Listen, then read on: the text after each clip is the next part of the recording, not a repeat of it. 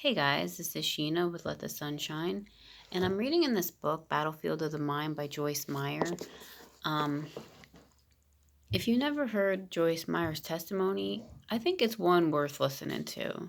She has a neat testimony about where she came from, you know, and her story. But what I wanted to share was in this part where it's gonna line up with my previous video about what you imagine and kind of like how when you sit with God and these imaginations start bubbling up inside of you, like things you might envision that you want for your life. You know what I mean? So she says, okay, hold on. Previous page here. She says, I recall a time when I kept trying to talk my husband into buying a lake house, a place where we could go, rest, pray, and study, a place to get away from it all.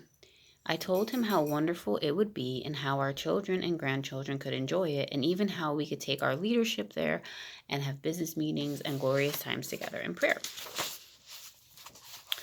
It all sounded good and it felt good to my emotions.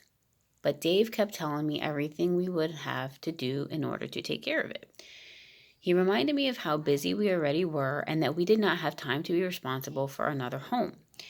He told me about the lawn care, the upkeep, the payments, etc. He said we would be better off to rent a place we needed to get away, if we needed to get away, and not to take the responsibility of owning one. I was looking at the emotional side of the issue, and he was looking at the practical side. Anytime we make a decision, we should look at both sides, not just what will be enjoyable, but the responsibility that it will require. A lake home is perfectly fine for those who have time to put into it, but we really didn't.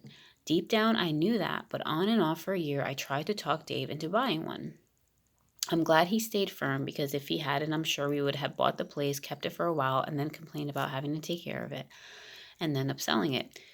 As it turned out, our friends bought a lake home and let us use it as our schedule and theirs permitted. Several years later, we were in a position to own a place of our own, and it was the right time to move forward.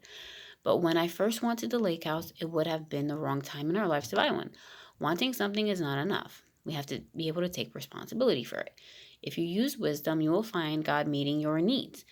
Anyone operating in the mind of Christ will walk in wisdom and not emotions. Now, she's in here in this passage, she's slamming emotions, which I don't think is necessarily accurate. Like how I'm interpreting it is that those emotions that she felt while envisioning that lake house was like Christ in her, right? She was feeling it like she was envisioning it. She felt the realness of it, just how wonderful it would be. She envisioned having, prayer there and Bible studies and having meetings.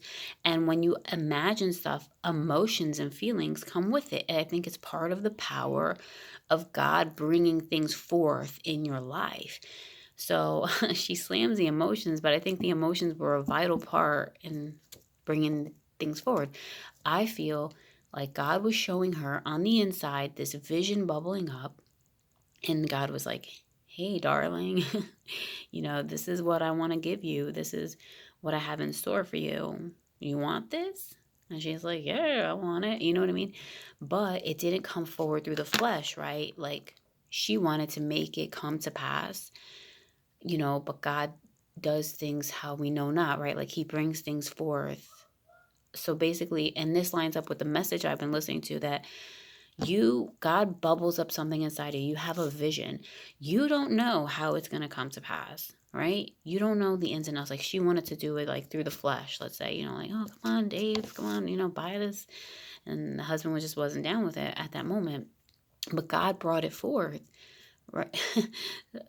What are the chances that her friends would buy a lake house and then they could use it? Like that was kind of like the beginning stages. Like, see, as God like bringing that vision forward, he will bring the vision to pass, right? You write it down, you make it plain, you envision it, he brings it to pass. And then eventually they were able to purchase their own lake house. So the vision came to pass, but it just came to pass in the right moment. So, right, don't be discouraged. Don't be weary in well doing, right? Keep your eyes on keep your eyes on what God has shown you. for you, for your family. And don't let the enemy, like, how the parable of the sower, don't let him come and steal the seed from you, because that vision you're putting forward in your heart and your imagination is the seed. Don't let it be stolen.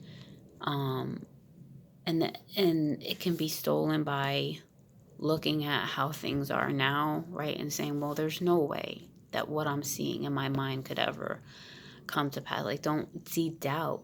He who doubts, right? It all comes back to that double-minded man who's unstable in all his ways, right? Like, you see one thing, but you're like, no, like, I want to use logic and reason and say that could never come to pass. Well, in the spirit, all things are possible. You don't know how it's going to come to pass. All you know is that's the vision that you see. You just keep seeing that and keep.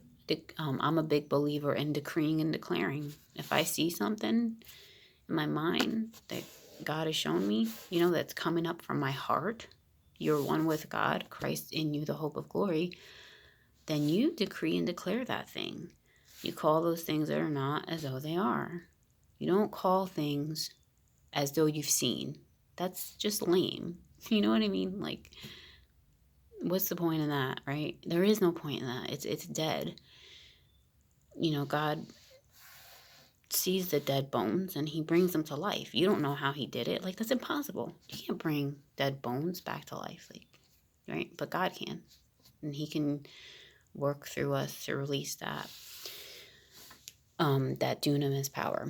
So if you have a vision for someone and that God has shown you or whatever, and don't be discouraged, don't be weary in what you're seeing right now. Just know that it shall come to pass.